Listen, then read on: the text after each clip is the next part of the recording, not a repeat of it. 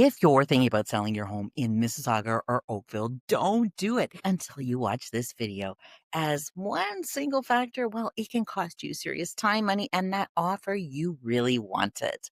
I'm Heidi Brown, and in this video, I am going to break down the real truths behind pricing your home in today's market. Not just kind of what feels right, but what is actually working. We're going to look at what buyers are thinking, what happens when you overprice, and even how lenders factor in, and why even your upgrades that you've done, well, maybe they might not bring the value that you expect. You're going to walk away knowing exactly what to avoid, what to watch for, and how to set a price that not just gets you showings for your lovely home, but a sold sign on your front lawn. So let's get started. If you're thinking of selling your home and you start looking for the right real estate agent, should you pick that real estate agent based upon the price that they suggest you list your home for? It's really a valid question, but here's the honest answer. No. And here's why. One of the biggest mistakes I see is homeowners choosing an agent who promises this great big high price. It feels good in the moment, but you know what? That decision, well, it can actually hurt your sale later on because often, unfortunately, what happens, and I hate to say it, that agent wins your listing with this great big number. But once that listing goes live, reality sets in and suddenly you're in a cycle of price drops, chasing the market down, waiting and wasting time, hoping and wondering. You should base your choice of an agent on two things: their services and their strategy, not the price that they throw out at the first meeting. A good agent, well, they don't control the market value. The market does that. And our job is to guide you with honest advice and help your home shine in front of the right buyers. Would you hire a financial planner based on how much they claim your investments are worth? Well, of course not. You'd want someone who's skilled, experienced, and trustworthy that's basing those numbers on current data. Well, guess what? The same goes for real estate. Choose someone you trust first, then together decide on the best pricing strategy for your home based on realistic current market data and trends. So here's a reality check that surprises a lot of people when listing your home.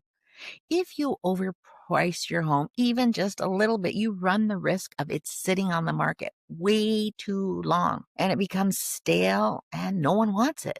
Buyers today, they're really savvy. They're doing side by side comparisons with other listings. And if your home is overpriced even just a little bit, they'll skip it or they're going to use it to justify buying that other one. So that's why understanding the CMA, the comparative market analysis of your home when pricing your home, is so important to look at. You'll see the price that homes compared to yours sold for, and also it'll show the expired listings and the homes that didn't sell. So why didn't those homes sell? Usually because they were overpriced, and you got to keep that in mind. So that's the dangerous zone.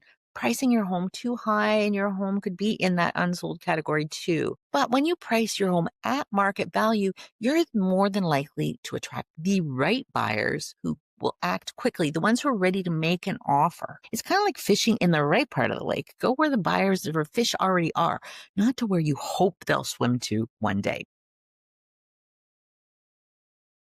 I'm going to take you back on a little journey of reflection. So think back to when you bought your current home. How did you know what to offer? You probably compared it to other listings. You looked at what else was out there, and you likely decided on a number based upon how it stacked up with what was going on in the market at that time. Well, buyers, yeah, they're still doing the exact same thing, only today they're doing even more research than ever before and way before they even book a showing. By the time they walk through your front door, they've already looked at your home online, how your home is presented. They likely know how all the other homes on your street present as well.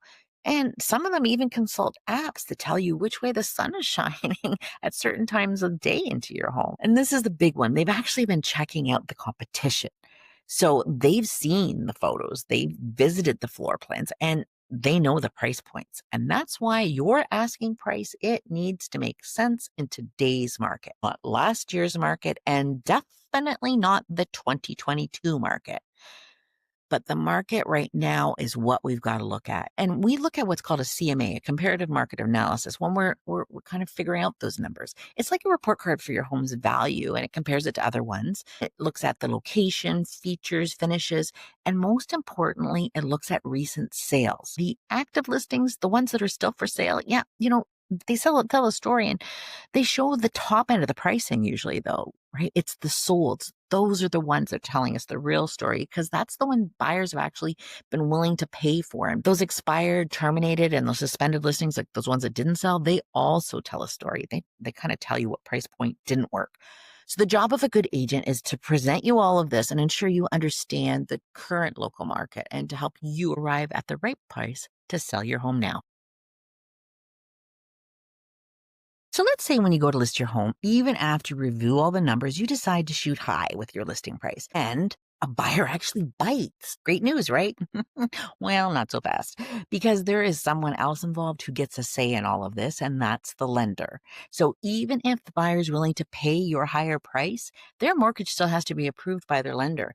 And that means that home appraisal has to come in at or near the agreed purchase price. If it doesn't, the bank won't lend enough. So now the buyer has three options. They come up with the extra cash themselves. They can try to come back to you and renegotiate the price down, or they'll walk away altogether. None of those are ideal for them or for you. And deals, well, they actually fall apart over this exact issue. So that's why pricing at true market value is so important. It protects your sale, not from just any buyer hesitation, but from lender pushback too. Those appraisers, they set the value for the lender that they're looking at factors and the sold data, not your list price. So even if you get a great offer and the numbers are higher, they still have to make sense for everyone involved. Sometime in home listing discussions, I hear how sellers pay, but we paid more for it, or we've made so many updates, we need to get that money back, or our mortgage is this amount. I mean, those are totally fair thoughts, but here's the truth. The market, well, it doesn't care. It doesn't care what you paid. It doesn't care what you renovated. It only cares what buyers are willing to pay today.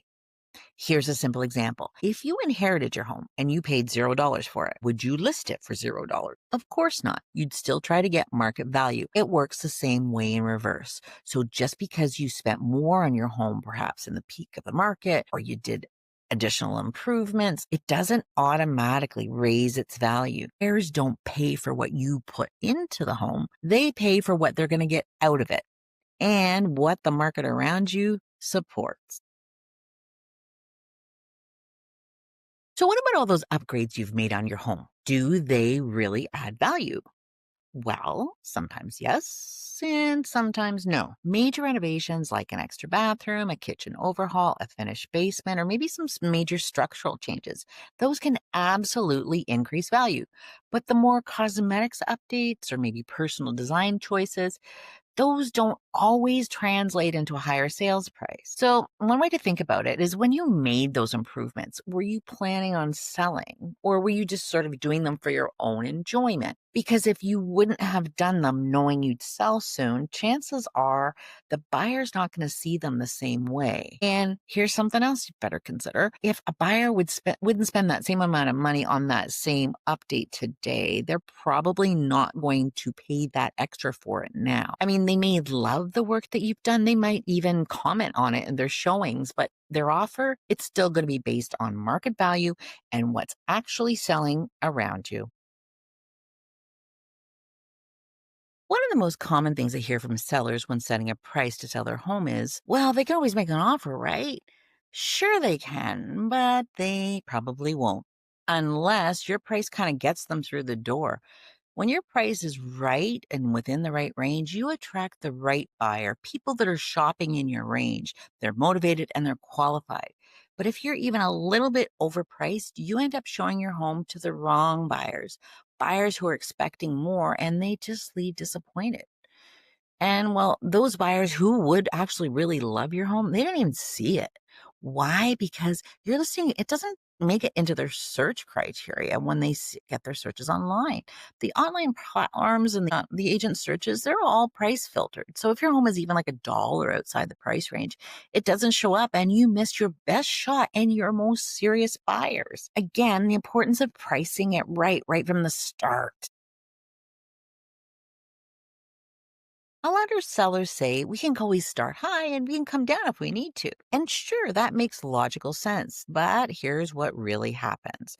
When your home first hits the market, that's when it gets the biggest surge of interest. It's the biggest buzz. It's when your listing is brand new and everybody's watching it. If you come out overpriced, well, you've missed that golden window of opportunity. And once that initial buzz is gone, well, you're just another stale listing listed on page 3 of realtor.ca. So if you eventually drop your price to where buyers may see it, they'll see that you've been sitting on the market for quite some time or weeks, maybe even months. And that's the first thing they're going to say is like, what's wrong with it? Instead of offering the full price, they're going to offer less, assuming you're desperate to sell. So in the end, pricing high to test the market usually really leads to longer days on the market, lower offers, and way more frustration than it's really worth. Here's another one I hear often from sellers. Can't we just price it at this price for just a couple of weeks? And I totally get that question. But here's why that's risky. When your home first hits the market, you get the most exposure and your best chance at serious buyers. The minute your listing goes live, your agent, they're blasting it out to their contacts. It hits MLS, social media, open house boards. I mean, it goes on email lists, online ads, and more. And that surge of activity, well, it doesn't last forever. It peaks early and then it slows down. So if you're overpriced during that super hot window, you've missed your best chance at the best buyers. And by the time you adjust the price, most of those buyers, well, they've already moved on or they bought something else. The right price from the start gives you the best shot at a fast and solid sale. Let's talk about a tougher scenario, selling your home when the market is in decline. It's really tempting to overprice in that situation, especially if you're buying somewhere else more expensive. You think, if I can just get this little bit more for this one, I can afford the next one. But your destination, it doesn't change the value of your current home. Buyers here, they're still comparing your home to others that are sold locally. They're not comparing it to what you're going to be paying in Toronto or BC, but there's actually a silver lining if you're moving up to a more expensive home. So chances are that that property you're looking at is dropped in value too. So say your current home's worth around 800,000, but it's dropped to like 10% to say 80,000, that's 720. However, the $1 million home you want, that also has dropped 10% or like 100,000, so down to 900. So you've actually gained in the price gap. So even in a down market, there can be an advantage to pricing right and just moving forward. Let's wrap this up with a quick recap because the benefits of pricing your home correctly from day one, they're real and they're powerful. First, you'll get more interest right away with that early surge of activity we talked about. You'll be capitalizing it, not wasting it. Secondly, fewer days on market, it means fewer disruptions, no endless showings, no constant cleanings, no stress, and you get your evenings and weekends back sooner. And thirdly, a well priced home gets buyers excited. It creates momentum and sometimes even multiple offers. And fourthly, you'll net more in the end. I mean, I know it sounds backwards, but the closer you price to the true market value of your home, the higher the offers actually tend to be. And then finally, you'll get peace of mind. You're not stuck waiting, wondering, reacting, or you're actually taking control of your move and your life. And that's a powerful feeling.